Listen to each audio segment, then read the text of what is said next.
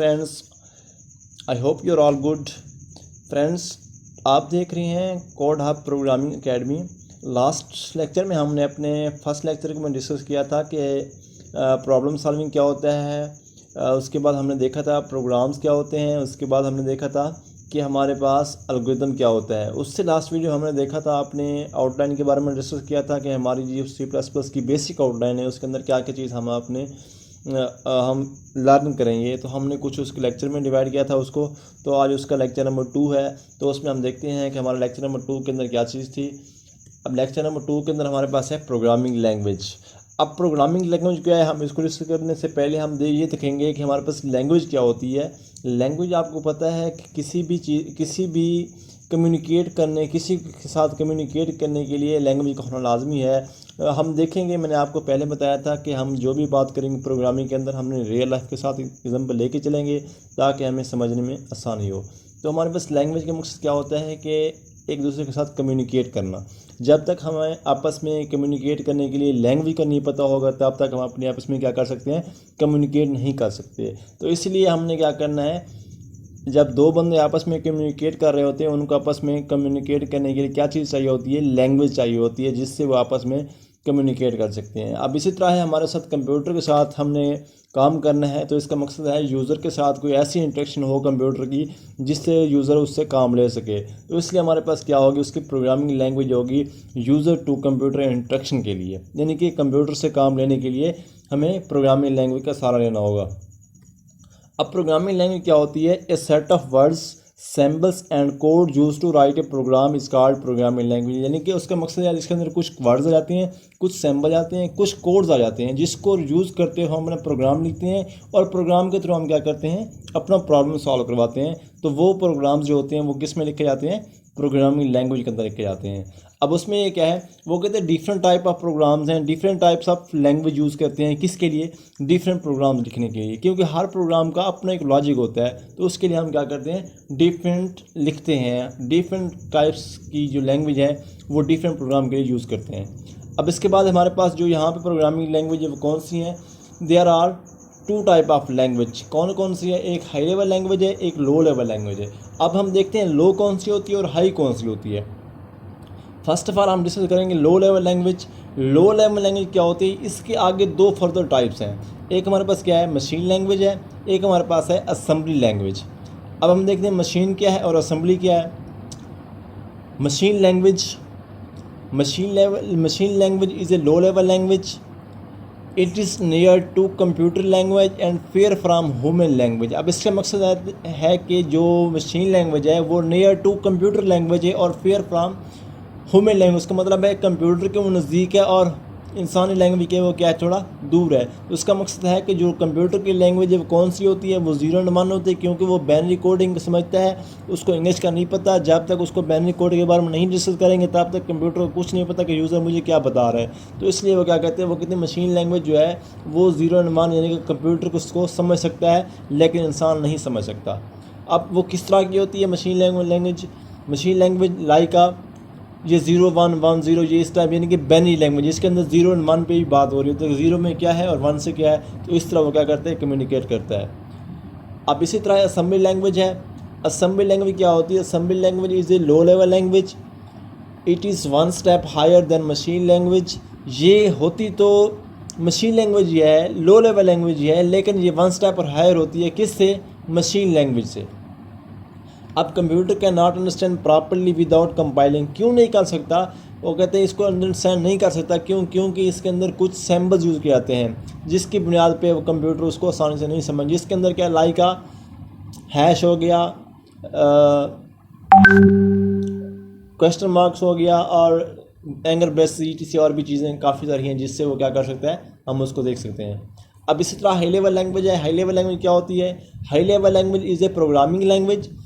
High level language is near to human language and far from computer language. अब इसका मकसद है, वहाँ पे उल्ट था उसके, यानी कि वहाँ पे जो ह्यूमन के वो फेयर थी लेकिन यहाँ पे ह्यूमन के नियर है। अब इसका मतलब है ये कंप्यूटर जो है कंप्यूटर से ये दूर है और इंसान के करीब है। इसका मकसद यही होगा कि ये लैंग्वेज इसके अंदर सिंटैक्स वगैरह यूज़ हो, यानी कि इसके इंग्लिश यूज़ हो गई है, तो इसलिए कंप्यूटर को इसको नहीं पता, क्योंकि मैंने आपको पहले बताया था कंप्यूटर जस्ट 0 और 1 को समझ सकता है, इसके अलावा उसको कुछ भी नहीं पता मुझे यूज़र क्या दे रहा है या प्रोग्राम के अंदर क्या लिखा हुआ है, जब तक उसको प्रोग्राम आपस में वो कम्युनिकेट करने के काबिल नहीं बनाएगा। उसका मकसद है कि वो मशीन लैंग्वेज के अंदर वो कन्वर्ट नहीं करेगा।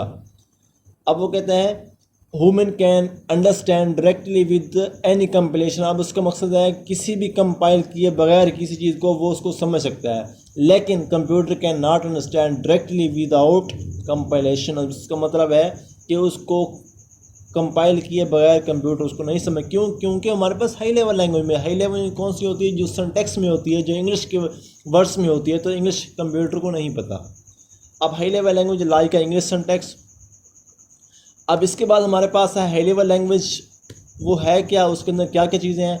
अब उसके अंदर वो प्रोसीजर लैंग्वेज है, उसके बाद ऑब्जेक्ट ओरिएंटेड प्रोग्रामिंग है और नॉन प्रोसीजरल। अब प्रोसीजरल कौन सी होती है?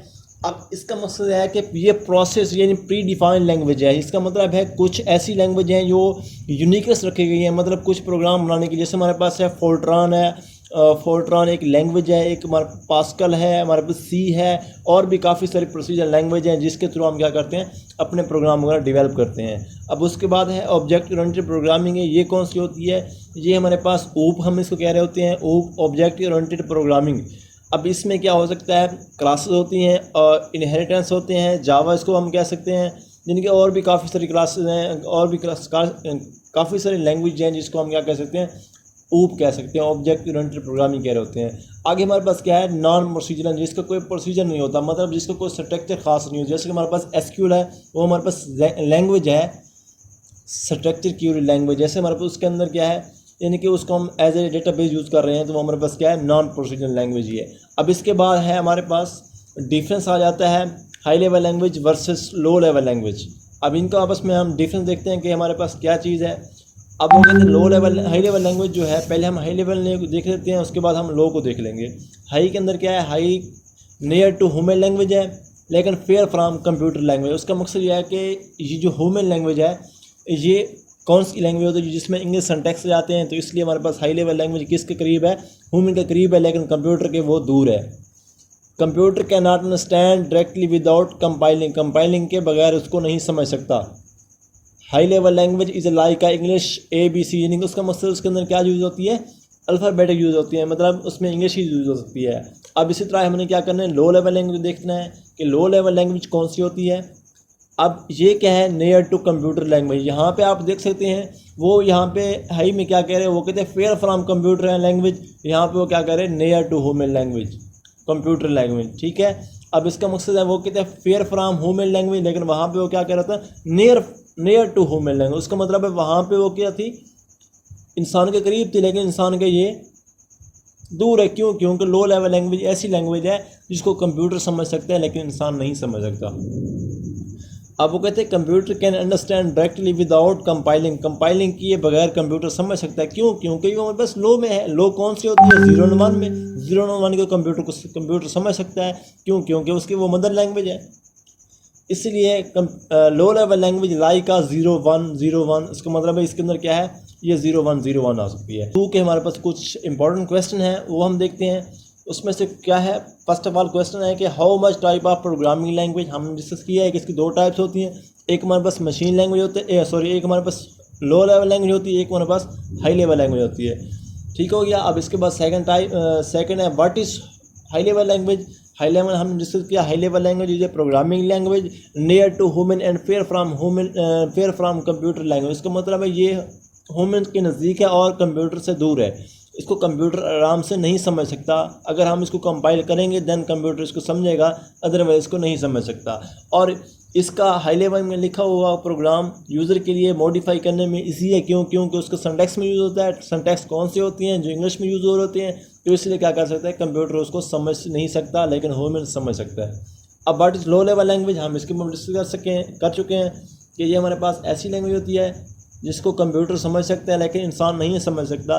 ये कंपाइल किए बगैर कंप्यूटर को इसको समझ सकता है, लेकिन जब इसमें हम मॉडिफिकेशन करते हैं, इसमें कोई चेंज करते हैं, तो यूज़र के लिए ये मसला पैदा करती है। क्योंकि यूज़र को नहीं पता है लो लेवल लैंग्वेज के बारे में। अब between difference low and high हम ऑलरेडी कर चुके हैं, आप इसे देख सकते हैं। अब इसके बाद लेक्चर नंबर 3 होगा, नेक्स्ट लेक्चर नंबर हमारे पास है 3, उसमें हमने पढ़ना है टाइप्स ऑफ कोड, उसके बारे में डिस्कस करेंगे। और हाँ, इस लेक्चर के अंदर आपको कहीं पे कोई प्रॉब्लम आया, कहीं पे कोई इशू आया, अगर आपको कोई कंप्लेन मतलब आपको कहीं पे कोई मसला आया, आप मुझसे शेयर कर सकते हैं। आप कमेंट में मुझे ज़रूर बताइएगा, कहीं पे कोई सजेस्ट देना चाहते हैं। अगर आपको ये वीडियो अच्छी लगी है तो अपने दोस्तों के साथ शेयर करें और ज़्यादा से ज़्यादा शेयर करें ताकि आपको और आपके दोस्त इससे फ़ायदा उठा सकें। और हमारा लेक्चर नंबर 3 स्टार्ट हुआ है, अभी आप इसको आराम से सीख सकते हैं। इसलिए आप चैनल को सब्सक्राइब करना ना भूलें ताकि आपको आने वाली वीडियो मिल सके और जिससे आप अपनी प्रोग्रामिंग लर्न कर सकें।